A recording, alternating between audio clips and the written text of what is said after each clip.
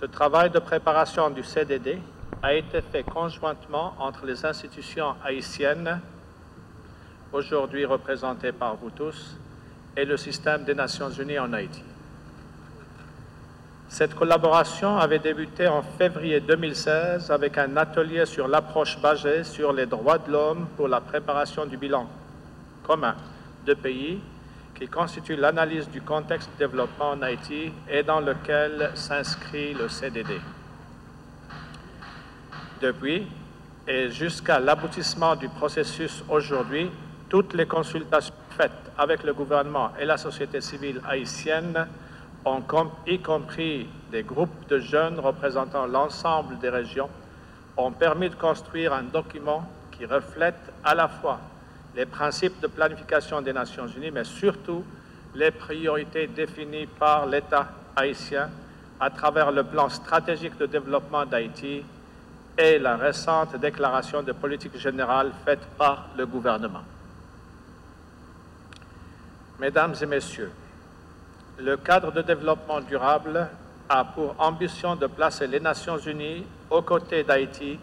pour répondre aux défis que le pays continue de rencontrer dans la mise en œuvre de ses objectifs de développement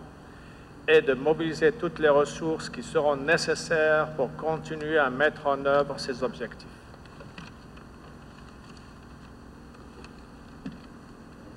La lecture du document que nous signons aujourd'hui montre que ce travail conjoint a permis d'identifier non seulement les principaux problèmes de développement en Haïti, reflétant le lien déterminant entre stabilité politique, résolution des crises humanitaires et l'engagement dans la voie du développement, mais également la nécessité de travailler ensemble pour atteindre les objectifs de développement durable qu'Haïti souhaite réaliser dans le cadre de l'Agenda 2030. Notons également que le travail des Nations Unies en Haïti est actuellement dans une phase de transition,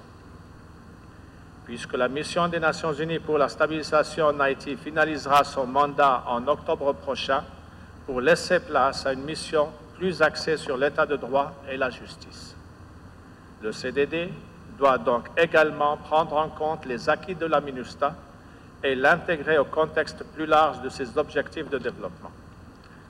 C'est dans cet esprit que le système des Nations Unies veut suivre la vision inscrite dans le CDD pour guider son travail, à savoir que, dans un contexte de transition, l'équipe des Nations Unies est un partenaire fiable et uni dans l'action, qui soutient la stratégie de développement national en se basant sur les données fiables pour accompagner la population haïtienne et en particulier les plus vulnérables vers une meilleure gouvernance à tous les niveaux, une réduction de la vulnérabilité aux crises et aux chocs et la promotion de développement équitable et durable. Ma grande satisfaction, c'est de voir se concrétiser aujourd'hui, avec les Nations Unies, un cadre référentiel de développement en harmonie avec les objectifs de développement durable. Cette nouvelle stratégie vient avantageusement remplacer ce qui a prévalu depuis plus d'une décennie. L'ancien instrument, orienté en fonction d'un environnement particulier, ne pouvait point répondre aux exigences d'une opération nationale du développement. Aussi, se félicite-t-on de constater que l'orientation s'oriente vers des interventions structurantes de plus long terme. Le cadre de développement durable 2017-2021, avec des idées orientées vers la réduction de la pauvreté, contient les bases de programmes socio-économiques et les éléments d'une meilleure coordination entre les partenaires techniques et financiers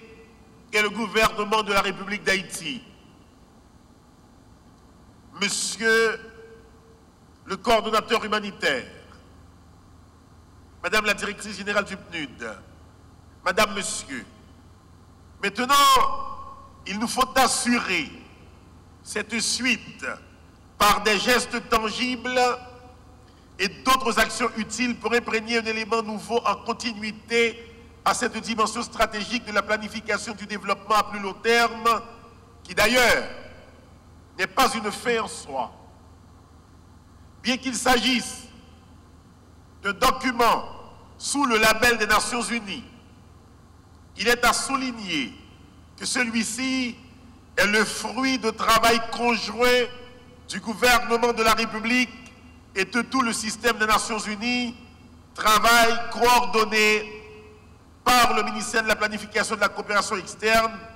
avec des enseignements positifs pour les interventions à venir. À un moment de grande pénurie financière, il est essentiel de rechercher l'efficacité en privilégiant les programmes cohérents mettant en exergue la politique des moyens afin d'éviter tout saupoudrage. Monsieur le coordonnateur humanitaire, très cher ami, cela augure de belles perspectives, car le processus d'élaboration du cadre de développement durable, mécanisme conjoint, dois-je le rappeler, a permis de déceler les correctifs à apporter